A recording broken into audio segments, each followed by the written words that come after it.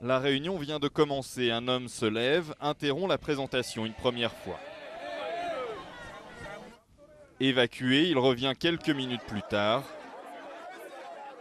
Rejoint par d'autres membres de l'Assemblée, il empêche les débats de se tenir et force les organisateurs de la consultation publique à quitter les lieux. Impossible débat, climat de méfiance. Comme le montrent ces images tournées en caméra cachée, le processus censé conduire à une nouvelle constitution et des élections au Zimbabwe reste chaotique. Robert Mugabe, 87 ans, le plus vieux président d'Afrique, demande pourtant des élections dès cette année. Alors que se posent beaucoup de questions sur son état de santé, il voudrait accélérer les choses pour être certain de se présenter. Officiellement, pour la ZANU-PF, son parti, il s'agit de clarifier le paysage politique.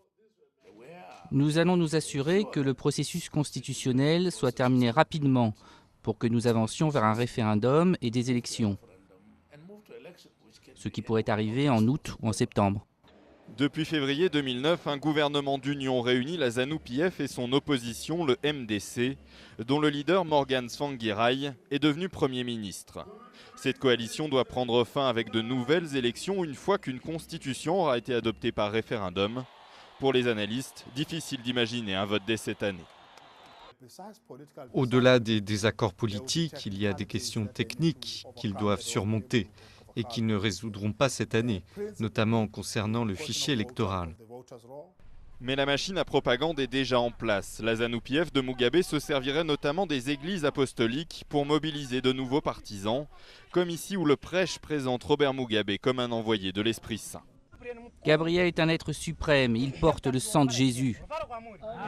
On ne peut pas le jeter. La crainte d'une reprise des violences en cas d'élection est d'autant plus forte que les deux camps semblent s'y préparer.